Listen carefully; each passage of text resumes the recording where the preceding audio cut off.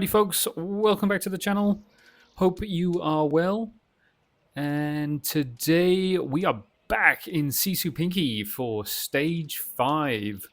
This is Shorelines and Summits and is arguably the queen stage of the entire tour. This is a monster. So I'm currently sitting in first place in GC. Can I hold on to the lead in this race? We shall, if you stick with me for the next 20 minutes, we shall get through it and see.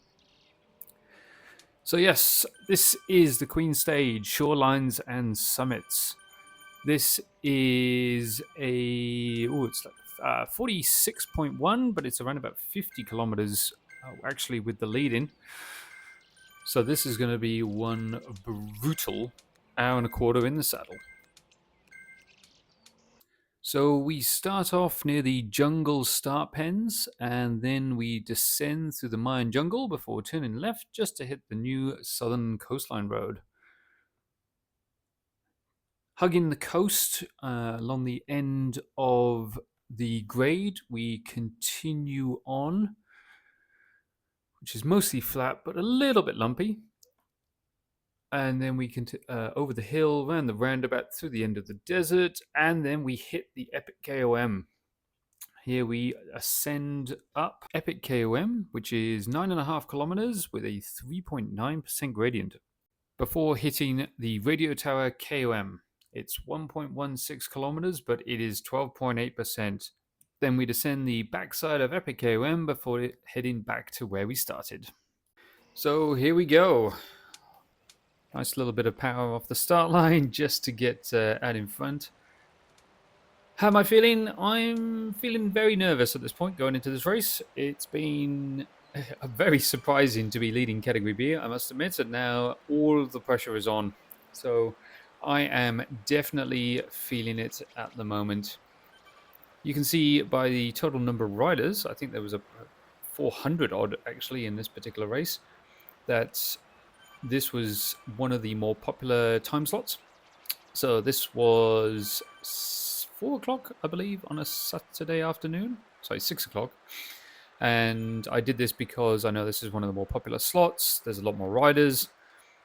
Means the peloton's or the lead pack is definitely going to be a lot faster, which means I can put in a better overall time if I can hold on with them. So it's pretty much been my strategy throughout this tour. Just trying to cling on to the front pack for as long as possible and just stay in the draft. That does not mean, though, that I will not give a little bit of time on the front to try and push things out and certainly try and build some breakaway. Obviously, everyone else really with the same mentality, and the pack is quite large. You can see there's in the map at the top right, there's a lot of green dots who are all Category Bs. You can see there a little pop-up. My steerer decided not to work for this particular race. My computer was saying it was connected, but it actually wasn't. So I couldn't disconnect it and then reconnect it. So I am rolling this race without a steerer. Not the end of the world, just makes it a little easier when you're in the pack, especially when you get pushed out to the side, to just be able to sort of try and push yourself back in. So we're in the section now. It's just along the coast, going through the Mayan area, and you can see a couple of people trying to break away. A couple of A riders just trying to sort of push the pace along to try and break up the pack a little bit, but no success. So today's bike choice, I ended up going with the Canyon Aero and the Princeton Wake 6560s. This wasn't the first choice that Zwift bike gave me. I believe the first choice was one of the S-Works, but I don't own that bike, and at the moment I've spent all my drops on some other items, so not able to roll with first choice, but I believe the selection I went with was only a couple of seconds off what the optimal bike would have been. So rolling with that. Although I did spend a lot of time debating whether I would go for a purely climbing bike, suffer on the flat section in the peloton, just get dragged along, and then use a lightweight climbing bike to really push at the advantage on the climb. But decided to go for the all-rounder in the end. So as you saw there, just tried to make a little bit of a breakaway myself. Tried to drag a few riders away, but not a lot of interest. It was really challenging to try and get a couple of people to break up the pack. Given the amount of people in the pack, I really thought it would break up a little bit. But it wasn't until around about here that a couple of A riders decided to pull away. And with only two of them, it was going to be a huge amount of effort to stay with them. And I think at this point I was deciding that really it was going to make the climb, the epic KOM climb was going to be the make or break. And then everyone was just going to suffer and hold on up the radio tower KOM. So yeah, the key was really just put myself in a good position when it got to the bottom of the epic KOM and just slug away, try and stay with a couple of riders for as long as possible, and then probably about halfway, probably settle into a good rhythm to put myself into a really good position to get to the top, where if you can get to the top first, then it's going to be incredibly challenging for anyone to catch you on the descent. So really, that's the key, all on the climb, and then just cling on for the descent all the way down to the finish. And it is pretty much a descent all the way down from the top of Radio Tower all the way down to the finish line. And if you are thinking that this course looks a little bit familiar, you are not wrong. This is essentially a more spicy version of Sugar Cookie, which we did in stage 1. Slightly longer, and with the added Radio Tower KOM just for that little bit of chili flakes sprinkled on the top for that little extra spice. And as we come to the end of the flat coastal section, we're coming over the bridge now and up to the roundabout before heading slightly towards Titan's Grove. Up a slight incline, which I was kind of hoping might stretch out the pack a little bit, but in reality didn't really. Was very excited that I managed to pick up the feather power-up in just through that last sprint section. That is going to come in super handy either on the Epic KOM or Radio Tower. Probably more likely on Epic KOM, given that there'll be another power-up option at the top of Epic KOM just before we go to Radio Tower. So yeah, we'll probably be using that somewhere towards the top. Not quite sure where yet. I guess we'll see. It's always very handy if you're with a bunch and they just start pulling away, just to give you an extra 30 seconds just to try and get back on and stay with the bunch. Alrighty, well, you can see those two A riders are just still out in front, still holding that 30-second gap on us. Oh, as we actually just about catch up to them now, so not sure how effective that little breakaway was for them. This is certainly going to be a bit challenging now. And here we go into Epic KOM. You can see there's a couple of people falling back already. A couple of people sprinting forward, trying to make the most of it. I think I'm in a pretty good position here. Now, I'm not the lightest. I could certainly do with shedding a few kilos, so this is going to be a tough one for me, comparatively to, I guess, some others. But yeah, going to just keep a steady pace. Try and not let the front of the pack get too far ahead. and especially keeping an eye on the map on the top right for any green dots, which are other Category B riders. Just trying to make sure that I stick with them. You can probably just make out there's one person in front of me. It is actually that's a Mikhailov person who's about 4 riders in front of me. And yeah, just want to try and stick on them. Still keen to try and get another Category B win. So that would certainly be to make it 5 from 5 would be absolutely fantastic. So just getting the top of that first little steep section, and as it flattens out here to more like from about 7% to about 3 or 4% over the bridge. Not too bad a position. You can say a Mikhailov is, I don't know, maybe 50, 100 virtual meters ahead of me. So just want to keep the power on up to sort of 400 watts. I am hurting at this point. That little steep section is really hard on the legs. Just speeding it up now so that we can show you what it looks like, as there's not a huge amount going on. Everybody just beginning to settle in now to a steady rhythm. Slowly pulling my way up through a few people, and I'm now on the wheel of a Mikhailov. Although he just starts pulling away at this section, and at this point I'm beginning to think, that's it, I'm done for. No Cat B win for me. But I stick at it, keep a good FTP-ish power of sort of 330-ish watts. Keep the power on down through that flat section through the castle to try and make a bit of time. And now actually have a couple of Category A riders catch up to me. I think there's a bunch of 4 of them. And I'm thinking, okay, now I've got a chance. Now I'm back in the game. This guy's just to the left of me, actually rolling with disc wheels, so he must be pushing hard to get up this hill. And yeah, there's about 4 riders here. They slowly overtake me, and I'm thinking, great, I can just jump on the wheel of these and they can tow me up.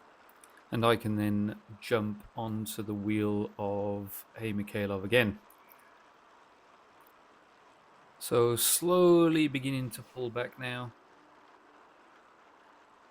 Beginning to hurt at this point. Like really, really feeling the leg stretch. Trying to make the team work. Flicking out the elbow there. And slowly but surely we are just eating into that lead. And as we just get over to the top of this flat section, just the top of the grade, we finally catch him. And we're all together now. And now is the time to attack. So I push forward, keeping the power on this flat-ish section over the bridge. And then just attacking into this little lumpy section sort of near the top of Epic KOM. Hoping that we can pull away from the other Cat B rider. So here we go into another little lumpy section, another little kicker. Time to get the power on. Still got that feather up, which is going to come in very handy very shortly. Yeah, putting in some big power here, up to over 500 watts. Up out of the saddle. I know now it's not very far to the top. If I can just pull away, and if you look on the map, just as we crest over the top of this little hill, that's it, he's done. And all I need to do now is try and cling on to these Cat A riders. Trying to give them a little bit of motivation there, telling them we got this. And here we go. I think it's time for the feather. Just this last little section, I can feel I am hurting at this point. It is in my face. You can see it. The legs are going. I am absolutely drenched and the legs are burning. So I need to just try and cling on to them for as long as possible. So time to use the feather. Couple of 100 meters now, just around this corner, on another little corner, and then it's over or through the banner for the top of the Epic KOM. You can see now I've built up about a 13-14 second lead on the next Cat B rider. So here we go, just through the Epic KOM banner now, and I have a healthy 17 second lead over the next Cat B rider. So time for a little refresh, a little wipe down, and onto the radio tower KOM. Decided to use my aero boost there just on that little descent beforehand, just to try and give myself as much speed. It's not going to be hugely useful. There's another power up section at the top of tower KOM, so hoping I can get another arrow or anvil to help on the descent. And here I'm just plugging away, just trying to keep the power on, just keeping an eye on that gap to A. Mikhailov, just keeping it at that sort of 13-14 seconds. And here we go, finally at the top of Radio Tower KOM. It is all downhill from here. Just making sure I keep the power on this flat section, keep the speed up, because that comes in very handy as you start to descend to try and keep your total speed up. So yeah, trying to keep it on 300 odd watts, and as we now descend, I got another aero boost, get myself up over the 100 kilometers an hour, which I was pretty stoked with. And here we go, just into the tuck.